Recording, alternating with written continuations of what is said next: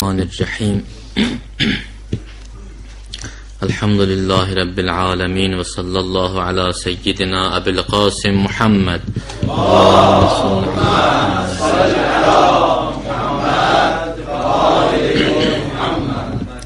ve alihi tahirinel ma'asumin ellezine ezheballah anhumur ritse ve tahherahum tathira siyyemel imamil mubin Beqiyyetullah fil aradin Accelallahu Teala feracahu şerif ve la'netullahi ala a'daihi mecma'in ila yevmiddin Rabbi şrahli sadri ve yessirli emri ve hlul uqdeten min lisani yefkahu qavli Ela bi zikrillah tatmainnul qulub Ağa İmam Zamanın zuhuru ve canının sağlığı için, zuhurunun tezliği için salavat zikirleyek. Allahümme salli ala Muhammed.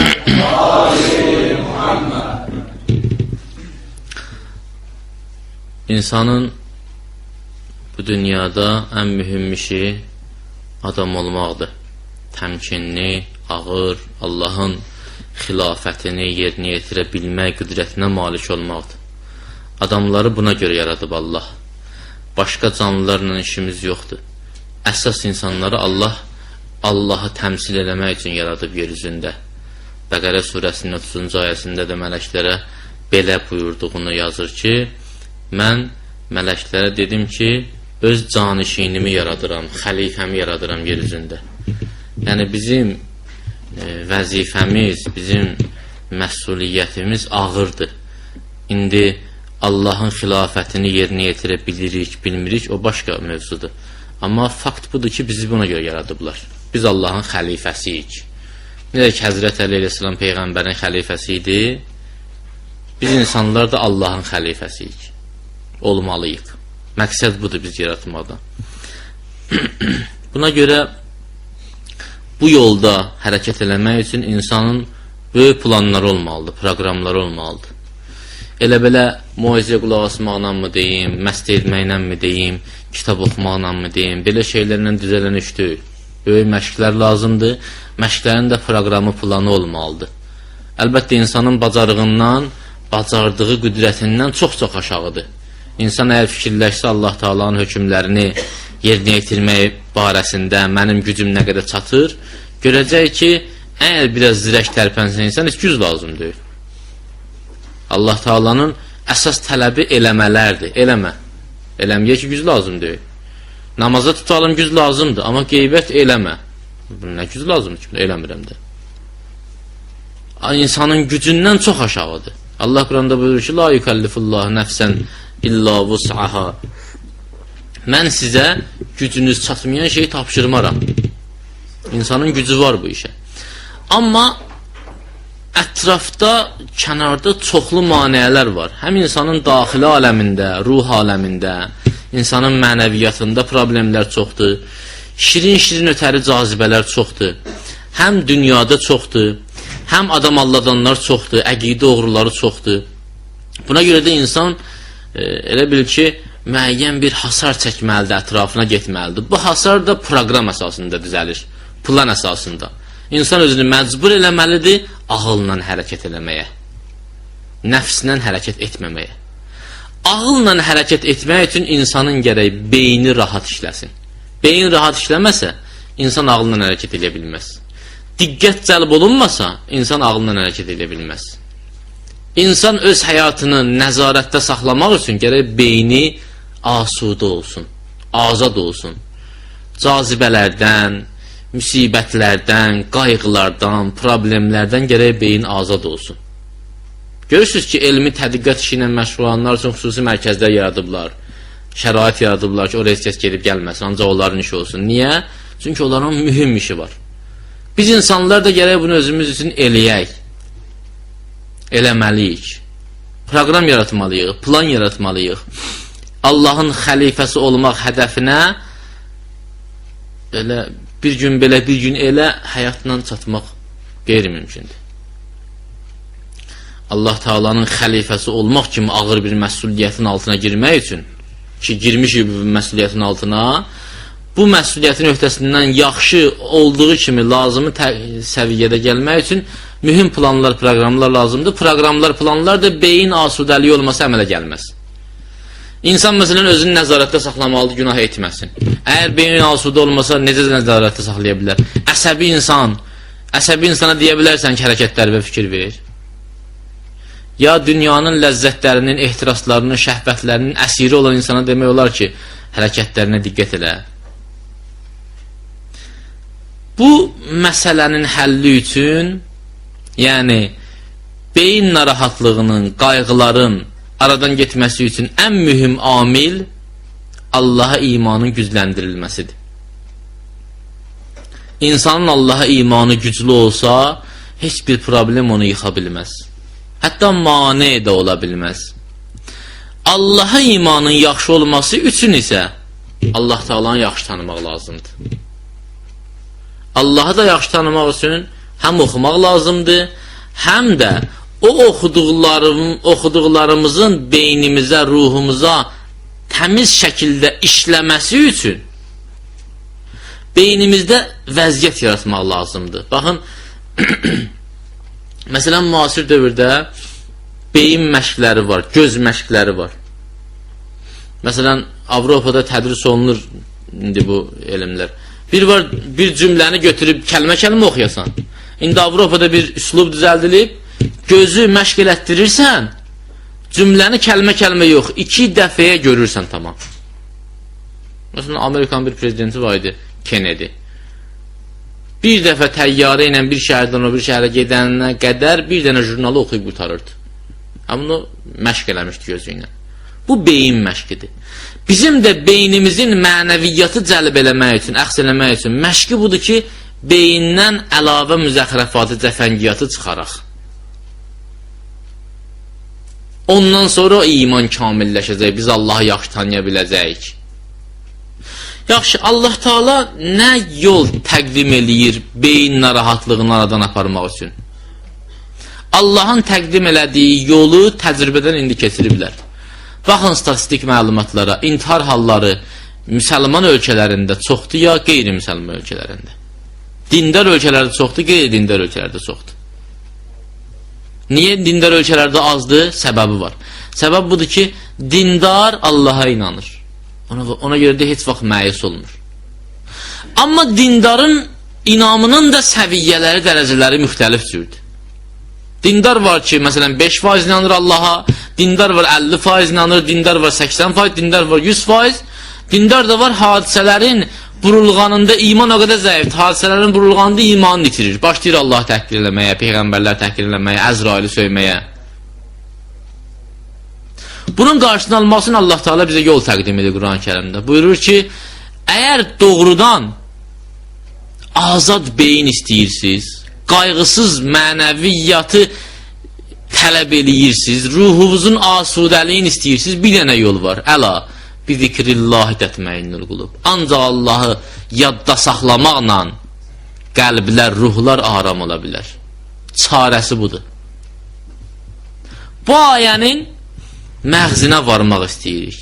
Necə ola bilər ki, insan Allahı yadda saxlamaqla, Allaha inanmaqla, Allaha iman gətirməklə problemlərdən yaxa qurtarsın? Problemləri həll eləmək qeyri-mümkündür. Biz bəzi şablon sözlər yaratmışıq özümüz üçün. Görəsən elə bir dünya olacaqmı ki, orada problem olmasın? Ümumiyyətlə problem olmasa insan kamilləşməz ki. Onda belə deyək, görəsən elə bir dünya olacaqmı ki, insan kamilləşməsin? Problemsiz həyat, yəni ölüm, həyat yox. Problemsiz həyat ölüm deməkdir də. Orada da ağrı yoxdur, məsələn, xəstəlik yoxdur, oradır, ölmək istəmirik. Həyat yəni kamilliyin meydanı. Kamilliyin meydanı üçün problem lazımdır. Yaxşı qiymət almaq üçün insan məcburdur, müəllim xüsusi suallar versin, testlər versin. Gəlib deyəsən ki, müəllim, olmazdı ki, elə cavabları yazaydım bura biz biləydik, bu imtihan olmayacaq ki. Bu heç nə. Hökmən bu lazımdır. Salavat Muhammed Ali Muhammed. Allahümme salli ala Muhammed. Bu da indiki dövrün məhsulu deyil. Həmişə olub bu. Daim olub həyat boyu. Əvvəllər də olub, Bilmirəm, baxıbsınız o Həzrət Əli Əleyhisselam serialında bir nöqtəyə fikir vermişsiniz ya, yox. İbn-i Mülcəmin daxili əhval-ruhiyyəsi. İbn-i Mülcəm gəlmişdi Həzrət Əleyhisselamı şəhid eləməyə. Amma nələr çəkirdi, məlum. Hətta tarixdə yazılır ki, bir dəfə küçədə Həzrət Əli Əleyhisselam ilə rastlaşdı. Üzünü də gizlədirdi. Həzrət buyurdu ki, mən səni tanıyıram, bilirəm niyə gəlmirsən bura. Başladı titrəməyə. Əllərini uzat dedi, ağa, öldür məni, qollarımı kəs. İmam buyurdu, mən qətildən qabaq qisas ala bilmərəm. İbn-i Mülcəmin o daxili əhval-ruhiyyəsini adam diqqət yetirəndə və yaxud Ömər Səd Məlun İbn-i Ziyad ona tapşıranda ki, sən getməlisən İmam Hüseynin üstünə, hücuma getməlisən. Ömər Səd gecə səhərə qədər fikirləşdi. O əhval-ruhiyyəni fikirləşəndə adam bir anlıq qapanır özünə ki, görəsən mən həmin vəziyyətdə nə edərdim? Mənim də belə bir imtihanım, sınağım olsaydı nə edərdim? Hələ rast gəlməyibsə mənə bu sınaq o demək deyil ki, heç vaxt rast gəlməyəcək. Birdən rast gəldi, mən nə edəcəm?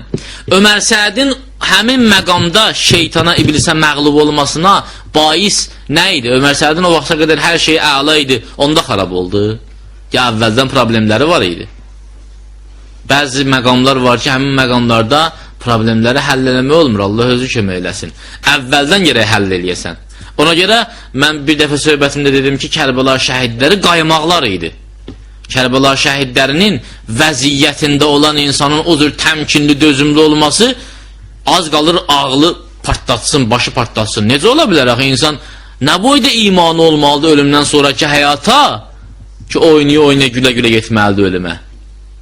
Necə ola bilər? Əvvəl nə məşqlər eləmişdilər bunlar? Necə adamlar idilər bunlar? Züheyrdir, 70 dəfə istəyirəm məni öldürsünlər, tələdən səni müdafiə edeyim, özü də ən faciəli şəkildə öldürsünlər. Bu yalan danışırdı. Yalan yeri idi ora. İmam Hüseyin ağa deyir ki, bunlar sizi öldürəcəklər ha. Mən imamlığımı boynunuzdan götürürəm, çıxın gedin. Deyir, yox, mən 70 dəfə də öldürsələr sənin uğrunda faciəli şəkildə, yenə durub müdafiə eləsəm, ləzzət edər mənə. Belə həmin məqamda yarandı, birdən-birə yarandı. Allah Teala onları çox istəyirdi, onlara bu məqamı verdi, qalanlara vermədi. Xeyr, belə də öldü. İşləmişlər əvvəlcədən üzərlərində, plan qurmuşdular. Onlar həyatı ciddi qəbul edirdilər, zarafatla qəbul eləmirdilər. Əl-qərəz, Allaha iman necə ola bilər ki, insana kömək eləsin, insanın beyni asudə olsun, xatircəm olsun. Yəni bu ayə ki, buyurur, Əla bi zikrillah tətməinnül qulub, Rə'd surəsinin 28-ci ayəsində. Rə'd surəsi 28-ci ayə. Əla bi zikrillah tətməinnül qulub, agah olun ki, Allahı zikr etməklə, Allahı xatırlamaqla, Allahı yadda saxlamaqla ürəklər, ruhlar, qəlblər aram olar, xatircəm olar. Nə deməkdir? Baxın, gəlin bircə, hamısını saymağa vaxtımız çatmaz, bir neçəsini sayaq görək problemlər insanı necə məyus edir. Məsələn, problemlərdən biri budur. Bəzən insan gələcəyi qaranlıq görür, istiraba düşür, nigaran olur. Necə olacaq sabah? Bahalıq, fəsad, ermənilər Qarabağı aldı, müsəlmanlara qarşı zülümlər olunur, pul yox, para yox, o yox, bu yox, iş yox. Nətər olacaq sabahımız? Günəş yavaş-yavaş azalır, sönür. Ay nə bilim, kainatda, məsələn, buğda potensiyalı qurtarır, məsələn, belə indi fikirlər yürürlərdir. Ekologiya pozulur. Nətər olacaq gələcəyimiz? Nə dəhşətli məyusluq gətirir adama? Allaha inanan adam bunlardan qorxmur. Niyə? O zaman ki Allah Teala kainat yaratmamışdı, heç buğda da yox idi, ekologiya da yox idi, heç nə yox idi, günəş də yox idi. Allah bunları hardan gətirdi? Qurtarıb xəzinə. Allah özü icad eləmədi onu. Allah ki bitmir. Həmişə olub, həmişə olacaq. Vəssalam, həll oldu məsələ. Məlum olur ki, Allahı düşünməyən insanın düşüncəsi məntiqsiz düşüncədir. Güya ki, günəş həmişə var imiş, indi sönürüb, daha kainat dağılacaq. Əgər Allah istəsə, günəş yenə olacaq, istəməsə dağılacaq. Nədən qorxu var? Kainatın əsası var üzərində qurulub, yox üzərində yox. Varlıq əsasında qurulub kainat. Bütün məsələlər həll oldu. Bütün proqnozlar hamısı getdi işində alacaq. Lazımdır, ehtiyatlı olmaq lazımdır. İnsan öz öhdəsinə düşən məsələləri həll eləməlidir. Ekologiyanı pozmaq olmaz. Elə eləmək olmaz ki, günəş məsələn zəifləsin, nə bilim, azon qatı deşilsin, nə olsun, nə olsun. Qənaət eləmək lazımdır. İqtisadi bərəkəti kəsmək olmaz. İsraf eləmək olmaz, haramdır. Amma o demək deyil ki, birdən mən öz borcumu yerinə yetirməyimə baxmayaraq yenə də bunlar məhv oldu və əssalam, hər şey məhv oldu. Heç nə məhv olmayıb. Elə Allah Teala məhvdən yaratmış da bunları. Nə qorxu, nə hürkü. Bir nigarançılıq budur da gələcəyin qaranlıq olmasından. Başqa bir nigarançılıq. İnsanın keçmişi insana nigaran eləyir. Mən tövbə eləmişim, ondan qabaq günahlarım necə olacaq? Mənim bu qədər günahlarım necə olacaq? Öləndə necə öləcəm? Nətər olacaq? Bu qədər günahla adamı necə incidir? Amma Allaha iman gətirən adam Allah Taala'nın bir dənə sifətini bilir də.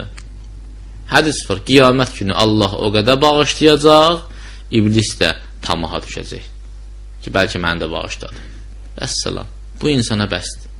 Allahı yaxşı tanıyan adam heç vaxt məyus olmur.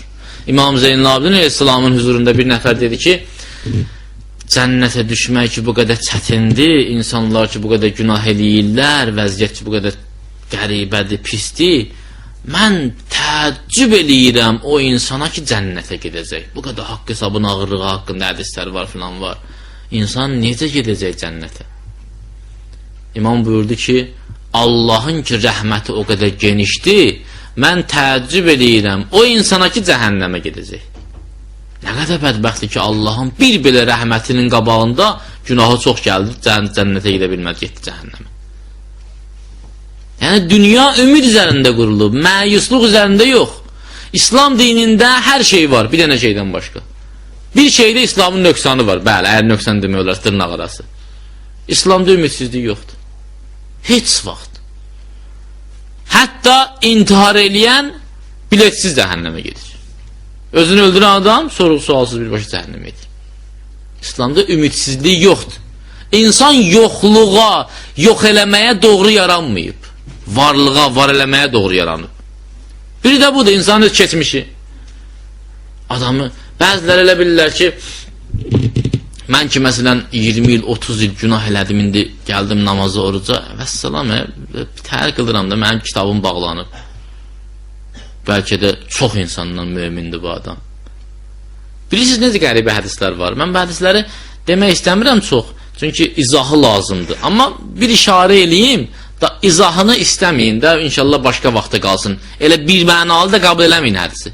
İmam Sadiq Əleyhisselamdan çox ehtimalcı bir hədisdir, Mizanul Hikmə kitabında. Buyurur ki, insana lovğalıq gətirən savabdansa, narahatlıq doğuran günah yaxşıdır. İnsan günah eləyir, narahat olur, o nemətdir. Vay o adamın halına günah eləyir, kefdədir, günah hesab eləmir. O kitabı bağlanıb, onun özündən xəbəri yoxdur. Məyusluq İslamda yoxdur. Bir nəfər tövbə elədi, gəldi dinə. Yəni, Allah Teala tövbəni qəbul eləyəndi, formal söz deyil ki. Hürr ibn Yazid Riyahi İmam Hüseyin ağanın xeymələrinə tərəf gələndə, İmam uzaqdan gördü, Həzrət Əbu Əlfəzə buyurdu ki, ged ona salam ver. Çünki Allah Teala Quranda tövbə eləyənlərə salam verir.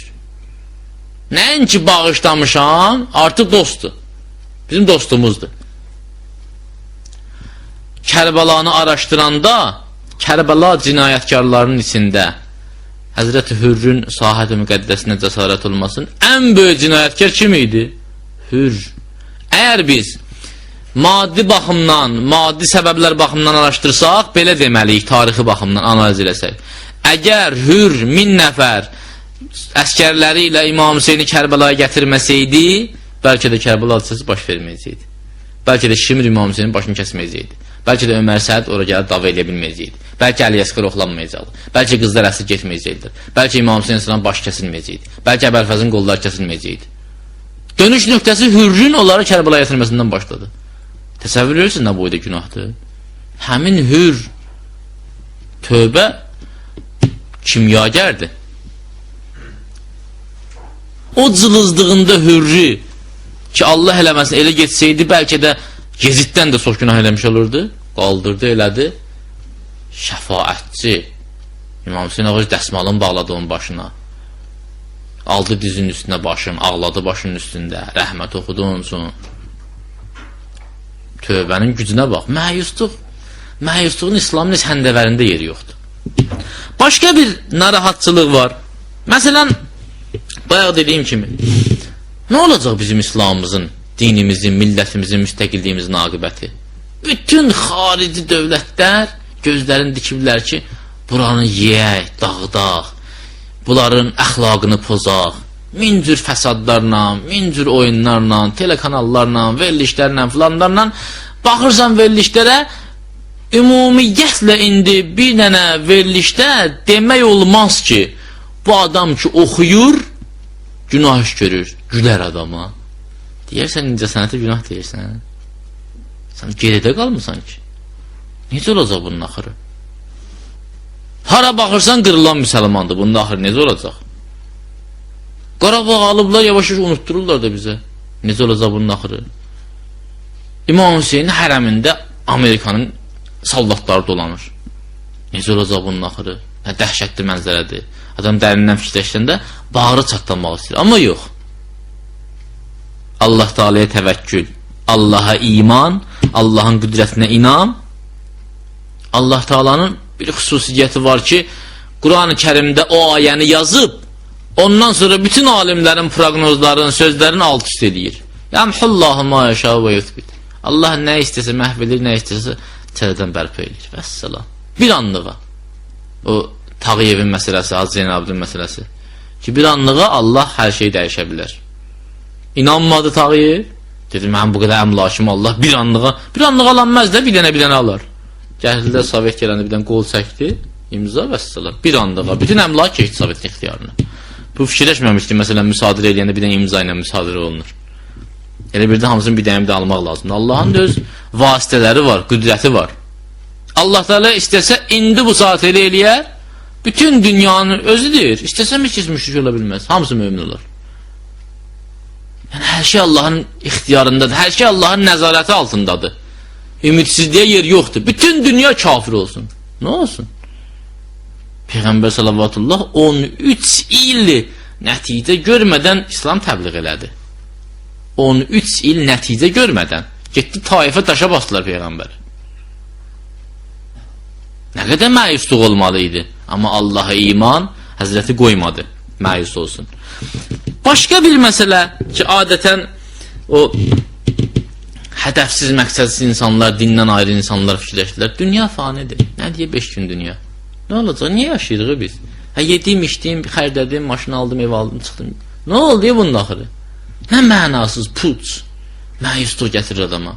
Bir çox intiharlar buna görə baş verir. Pulu var, varı var, dövləti var. Gör ki, hər gün eyni yeknəsək həyat. Can sıxıcı həyat. Nə oldu ya bu? Gedim özümü öldürüm də. Amma Allah'a imana malik insanlar belə fikirləşmir. Elə şeytan insanın başına dolduranda ki, nə puç dünyadır, 70 yaşda sonra qurtarır, dərhal yadına düşür ki, Allah Teala qurtarmır. Allah Teala məni əbədi həyat üçün yaradıb. 5 gün dünya imtihan dünyasıdır. Həyat bu dünyadan ibarət deyil ki, bu dünyanın bitməsinə hər şey bitsin. Görürsən, bir nəfər ölüb, ey fani dünya, nə pis dünya deyə bu. Cavan oğlan, o cürü oğlan çıxdı, getdi. Dünyada qalmağa gəlməmişdi ki. Niyə pis deyirsən dünyanı? İmam-ı Sadiq Aleyhisselamın o hədisi tufan qopardır. Biz diqqətlə yanaşsız o hədisə buyurur ki, Allahın nemətlərindən heç biri ölüm kimi deyil. Ki, yəqin olduğu halda hər şeydən çox şəkkə oxşayır. Hamı bilir ki, ölüm 100%, hamımız öləcək. Və hamı da elə bilir ki, hələ mən ölməyəcək. Şübhələrin öz ölümünə görürsən, mən də öləcəm. Hələ yəqin bilmir. Yəqin odur ki, özünə inandığı kimi ölmə inanmır. Ən yəqin şeydir, ya gündə mindən hüzürdə oluruq. Amma heç kəs qəbul eləmək istəmir ki, mən də ölə bilərəm. Dildə deyir, qəlbən qəbul eləmək istəmir. İmam buyurur ki, elə bir neymətin görmədim, Allahın elə bir yarattığını görmədim ki, ölüm kimi yəqin olsun. Hamıdan çox yəqin olsun, hər şeydən çox yəqin olsun. Hər şeydən çox insanlar görüblər ölümü. Eyni zamanda hər şeydən çox şübhələnirlər ölümə. Görürsən, öləcəm mən, ya yox. Amma Allah'a iman olan adam, ölüm olsun olmasın, dünya fani olsun, əbədi olsun, fərqi yoxdur. Allah Teala'nın varlığına iman etdiyi üçün rahatdır, arxayındır. Bəzən isə insan nəyə görə məyus olur? Adətən möminlərin arasında mən bunu çox görmüşəm. Gəldim məsələn filan məscidə 1 il, 2, 5 il, 10 il ömür çürütdüm orada. Bir nədən sağ ol deyən oldu. Yox. Nə deyə bu dünya? Filan kəsə o qədər pul xərclədim, indi məni saymır. İndi pulu var, dövləti var, mən burada azından eləm baxmır mən. Nədir bu dünyayı? Bunlar hamısı hesatdır. Allah var ortalıqda. Nəinki onun saymamağı pis deyil, əksinə neymətdir. Allah sənə başa salır ki, ay balam, sən onun sağolu üçün əgər iş görmüşdün, hesat. Tutaqlab sağ ol desin sənə. Sonra ayıb deyil bir şərəf sahibi insan üçün birinin sağoluna görə ona hörmət eləyə. Elə Allah üçün hər şey olsun əla, əbədi xoşbəxtliyi versin sənə. Hədisdə var, kim Allahın da razılığını nəzərə alsa, başqa insanların da sağolunu nəzərə alsa, deməli haradasa əməldə başqa insanları Allahla şərik eləyib. Riyakar şirki xəfisi var da, gizli şirki var. Müsəlmansılığa zədə vurmayan şirk var. İmana zədə vuran şirk. Qiyamət günü Allah deyəcək ki, mən çox səxavətli şərikəm. Hamısını verdim şərikimə. Hamısını ged ondan al. Savabı da ondan, hər şey ondan al. Əməli on görüləmişdin, ged ondan al.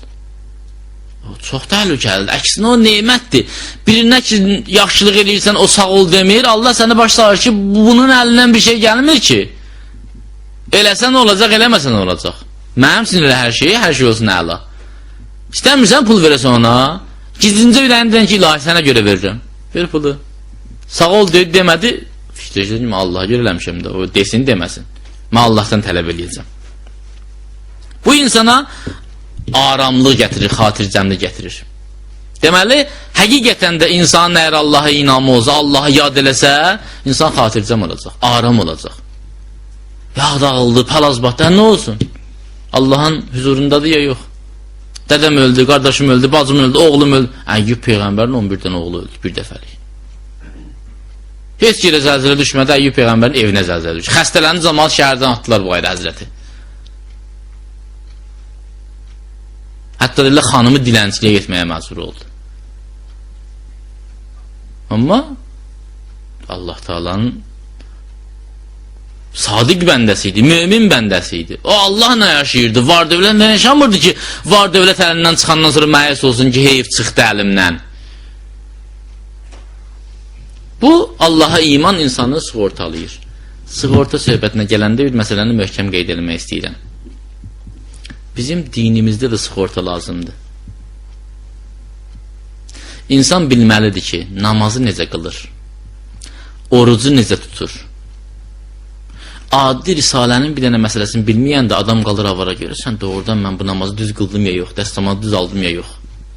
Görürsən, Peyğəmbərin namazının, Peyğəmbər sallallahu namazını, Peyğəmbərin səhabəsini də görməmiş insanlar necə etibar edib o namazı qılırlar? Bizim sığortamız var, Əhl-i Beyt bizim sığortamızdır. Həzrət Peyğəmbər Qədirxumda buyurdu ki, İnni tarikum fikumuz səqələyn.